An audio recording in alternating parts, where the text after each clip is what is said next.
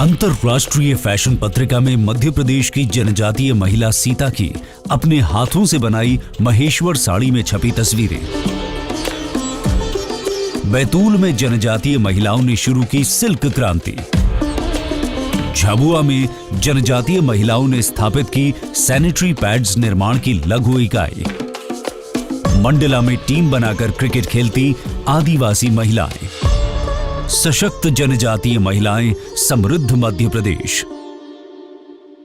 आज के नए भारत में पंचायत भवन से लेकर राष्ट्रपति भवन तक नारी शक्ति का परचम लहरा रहा है।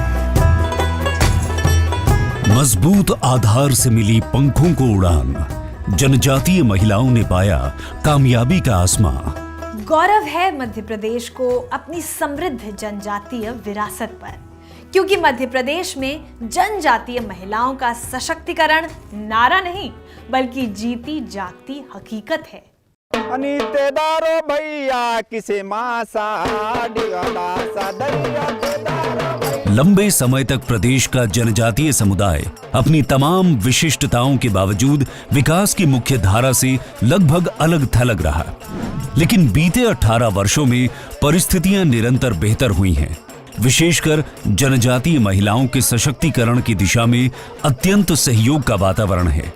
वे अपनी गौरवशाली परंपराओं के साथ आधुनिक समय के साथ कदम ताल कर रही हैं।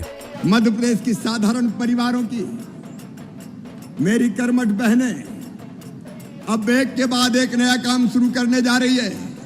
एक नहीं अनेकों चीज हमारी बहनें बना रही है, और जैसा हमने सुना एक एक बहन अब हजारों रुपया महीना भी कमा रही है।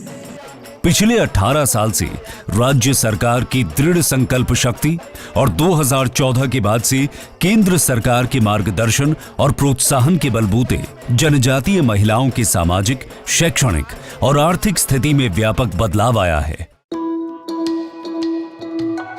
अवसर कैसे आकांक्षाओं की पूर्ति करते हैं, इसके अनेक उदाहरण प्रदेश के जनजातीय बाहुल जिलों में हैं।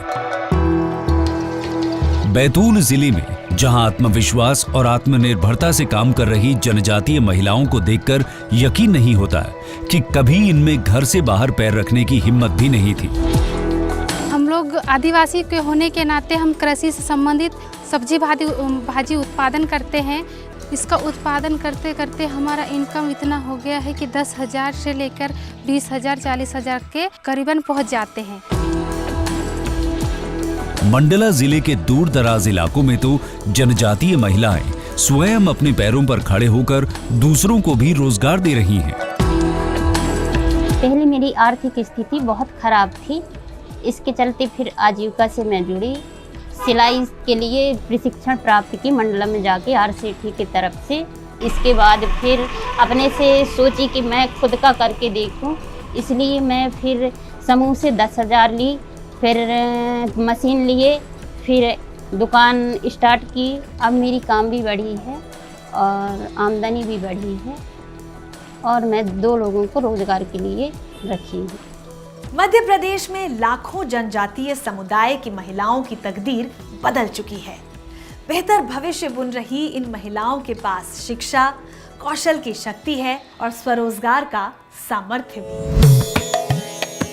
शिक्षा, पोषण और सुरक्षा से पुख्ता होती है सशक्तिकरण की नींव। कुपोषण से लड़ने के लिए बैगा, भारिया, सहरिया की विशेष पिछड़ी जनजातियों की 2,25,000 महिला हितग्राहियों के खातों में 22 करोड़ 51 लाख रुपए प्रतिमाह जमा किए जा रहे हैं। बालिका शिक्षा प्रोत्साहन के लिए कक्षा 1 से 5 में पढ़ने वाली अनुसूचित जनजाति वर्ग की बालिकाओं को 15 रुपए से बढ़ाकर 25 रुपए प्रति माह दिए जाते हैं। कक्षा 5 की बालिकाओं की छात्रवृत्ति भी 50 रुपए से बढ़ाकर 60 कर दी गई। जनजातीय वर्ग की युवतियों को कौशल विकास के लिए विभिन्न शॉर्ट टर्म कोर्स में निःशुल्क आवासीय प्रशिक्षण की भी व्यवस्था है। मध्य प्रदेश सरकार ने सबसे अहम और बड़ा कदम तो तभी उठा लिया था जब जनजातीय आबादी के अनुपात में बजट में राशि का प्रावधान किया गया। वर्ष 2003-04 में जनजातीय कार्य विभाग का बजट था 746 करोड़ 60 लाख रुपए। ये 2022-23 के लिए बढ़कर 10,550 करोड़ रुपए हो गया। बजट में करीब 10 गुना की वृद्धि सरकार के विजन और मिशन को बयां करती है।